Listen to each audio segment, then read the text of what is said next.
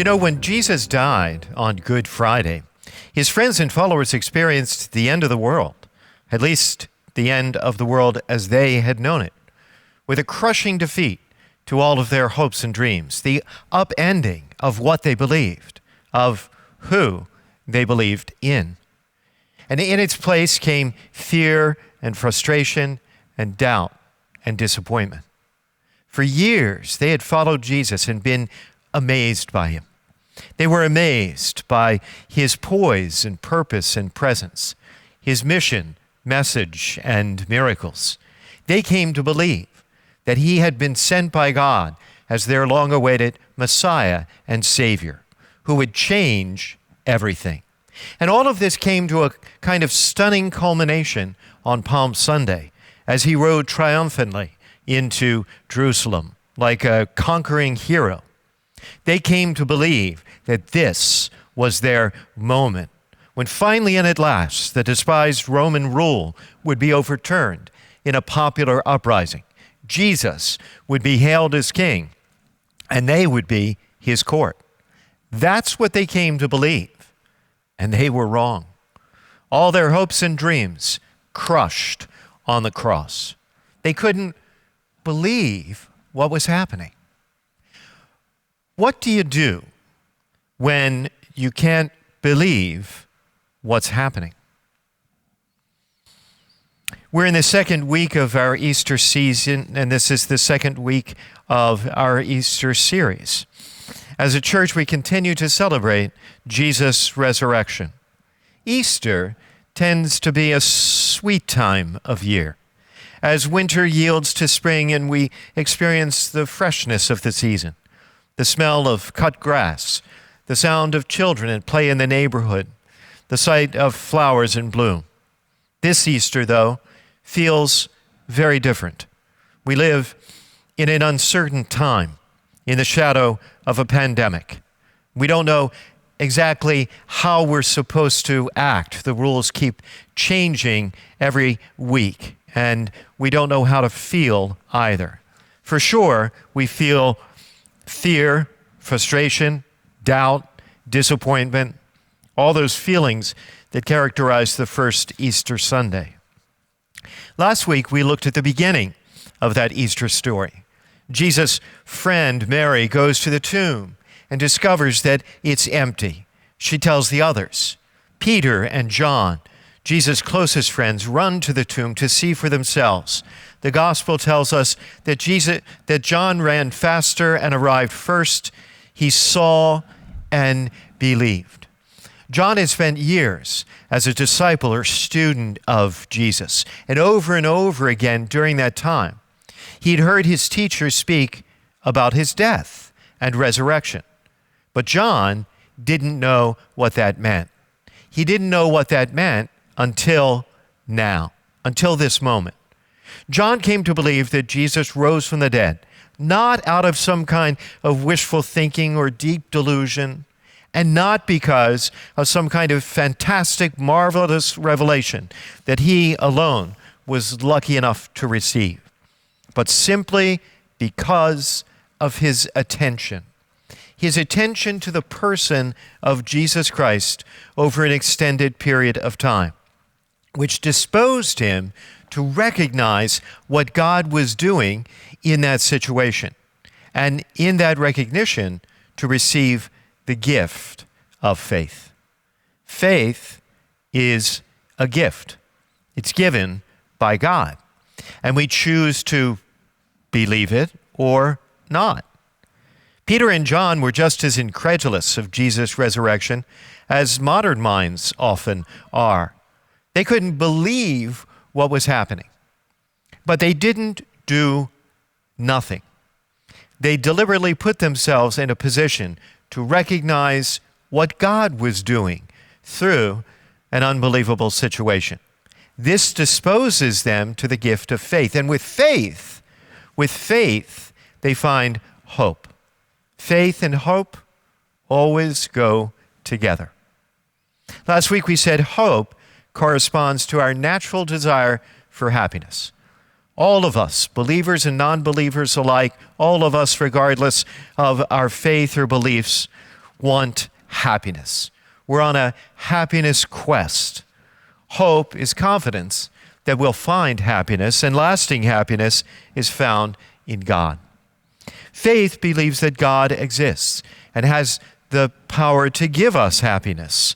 Hope is confidence that he'll actually do it. And they come to each person in different ways. For some people, it happens with just a little effort, as we see in the story of John. Others are much more skeptical. They're harder nuts to crack, and it takes longer. Take a look. On that evening of the first day of the week, in other words, Easter, when the doors were locked where the disciples were for fear of the Jews, Jesus came and stood in their midst and said to them, "Peace be with you." So Jesus' closest circle of friends and followers go into hiding after his death, afraid of the very people who killed him. And on that first Easter Sunday, one of the things that happened is that Jesus appeared to them with a very simple greeting, "Peace be with you." And when he had said this, he showed them his hands and side. The disciples rejoiced when they saw the Lord. He shows them the wounds that he suffered on the cross, as if to demonstrate, hey guys, it's really me. They see and believe, just like John did. However, Thomas, called Didymus, one of the 12, was not with them when Jesus came. So the other disciples said to him, "We have seen the Lord." They're excited. Thomas was absent. Rather than stay with the other disciples, he was out on his own. From other passages of Scripture, we know this seems in line with Thomas's temperament. While the other disciples wanted to hang together for mutual support during a time of confusion and uncertainty, Thomas wanted to be alone and sort things out for himself. So the other disciples go to him and tell him what's happened, the good news that they have seen the Lord. But Thomas said to them, "Unless I see the mark of the nails in his hands and put my finger into the nail marks and put my hand into his side, I will not believe." Thomas was naturally a skeptic and also a little bit of a pessimist. But really, the real source of his doubt here was the disappointment that he felt at the death of Jesus. Thomas had put his hopes and dreams into Jesus, whose death broke his heart. He concluded that Jesus was not who he said he was. He was powerless over the evil and corruption of his enemies. He was powerless over death. So why, Thomas thought, revisit it? The report of a resurrection sounds good and gives reason for hope, but Thomas had had his hopes dashed once already. He wasn't about to repeat the exercise. Refusing to believe was his way of protecting his heart from further hurt. That might be you right now. That might be you these days. You might be in the same place as Thomas. You've had some hopes dashed through this crisis. Your hopes have been dashed by the canceling of, spring sports, spring break, school plays, Easter gatherings, holy day traditions, milestone birthdays, retirement celebrations, college visits or orientations, proms and graduation, first communion, weddings, the loss of income, the loss of a job, the loss of a business, the loss of a loved one. The list could go on and on. None of it very much inspiring thoughts of goodness and the power of God, more likely doubt and disappointment. Thomas thought, if God is all good and all powerful and all loving, he wouldn't have allowed Jesus to die on the cross. Neither would he have allowed Thomas to go through the pain of seeing his friend brutally executed. Now, to Thomas' credit, he doesn't say that he'll never, ever, ever, ever believe. He says he will not believe until he sees the evidence for himself. And he sets a pretty high standard. Unless he can feel it and touch it, he will not believe. What happens? Now, a week later, his disciples were again inside, and Thomas was with them. Jesus came, although the doors were locked, and stood in their midst and said, "Peace be with you." Again, the same greeting. Eventually, the early disciples became bold and brave witnesses to their faith. But at this point, they're still afraid and still in hiding. And this time, Thomas is with them. Then he said to Thomas, "Put your finger here and see my hands, and bring your hand and put it into my side. And do not persist in your unbelief, but believe." Jesus comes to Thomas and offers him the evidence that he wanted and asked for. In his love and mercy, he doesn't hold back from Thomas. He invites him to see the wounds. The wounds are important. The wounds are proof that he really did die, and now he's risen. They bear witness to his victory over death, a kind of trophy of sorts that show despite what he suffered, he's victorious. And of course, they bear witness to his great love. This all has quite an effect on Thomas. Thomas answers and said, "My Lord and my God." In his personal encounter with Jesus Christ, Thomas's doubt and disappointment disappear. And it's a deeply personal encounter. He says, "My Lord, my God." John's account of Thomas's story concludes in an interesting way, as John himself addresses the reader.